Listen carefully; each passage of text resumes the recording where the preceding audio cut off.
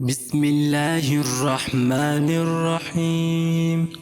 الرحمن علم القرآن، خلق الإنسان، علمه البيان.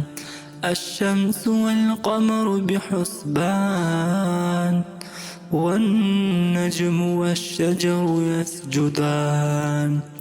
والسماء رفعها ووضع الميزان، ألا تطغوا في الميزان.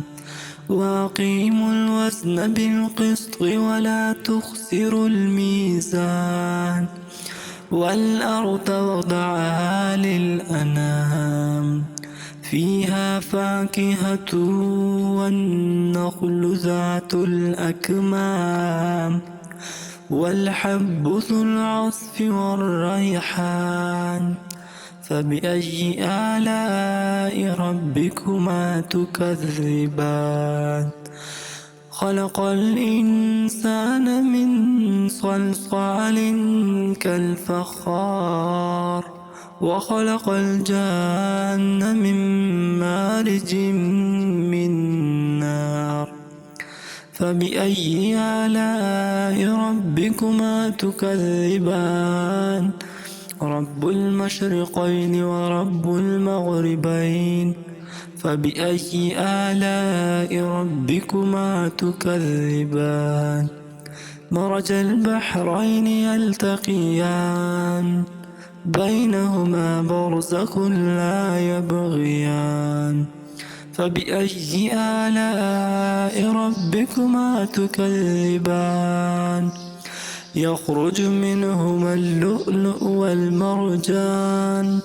فبأي آلاء ربكما تكذبان؟ وله الجوار المنشآت في البحر كالأعلام.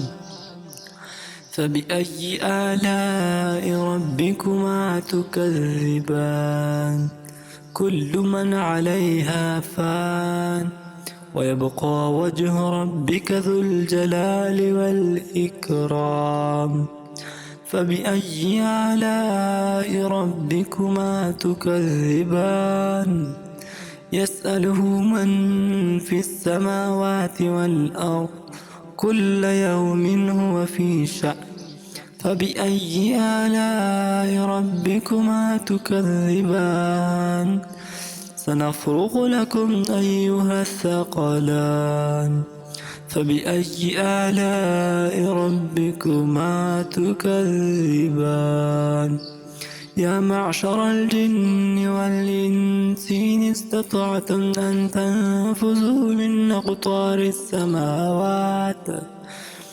أقطار السماوات والأرض فانفذوا، لا تنفذون إلا بسلطان. فبأي آلاء ربكما تكذبان؟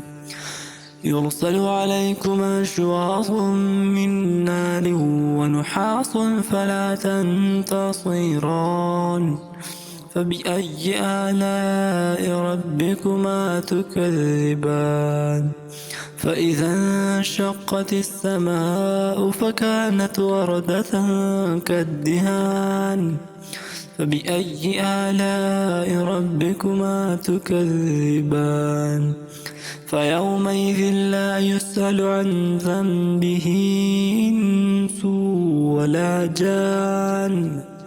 فبأي آلاء ربكما تكذبان؟ يعرف المجرمون بسيماهم فيؤخذ بالنواصي والأقدام. فبأي آلاء ربكما تكذبان؟ هذه جهنم التي يكذب بها المجرمون، يطوفون بينها وبين حميم آن.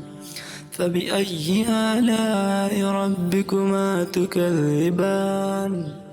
ولمن خاف مقام ربه جنتان. فبأي آلاء ربكما تكذبان ذواتا أفنان فبأي آلاء ربكما تكذبان فيهما عينان تجريان فبأي آلاء ربكما تكذبان فيهما من كل فاكهة زوجان فبأي آلاء ربكما تكذبان متكئين على فرش بطائنها من استبرق وجنى الجنتين دان فبأي آلاء ربكما تكذبان فيهن قاصرات الطرف لم يطمثهن إنس قبلهم ولا جان كأنهن الياقوت فبأي آلاء ربكما تكذبان كأنهن الياقوت والمرجان فبأي آلاء ربكما تكذبان هل جزاء الإحسان إلا الإحسان فبأي آلاء ربكما تكذبان ومن دونهما جنتان فبأي آلاء ربكما تكذبان مدهامتان فبأي آلاء ربكما تكذبان فيهما عينان نضاختان فبأي آلاء ربكما تكذبان فيهما فاكهة ونخل ورمان فبأي آلاء ربكما تكذبان فيهن خيرات حسان فبأي آلاء ربكما تكذبان حور مقصورات في الخيام فبأي آلاء ربكما تكذبان لم يطمثهن إنس قبلهم ولا جان فبأي آلاء ربكما تكذبان متكئين على رفرف خضر وعبقري حسان فبأي آلاء ربكما تكذبان تبارك اسم ربك ذي الجلال والإكرام صدق الله العلي العظيم.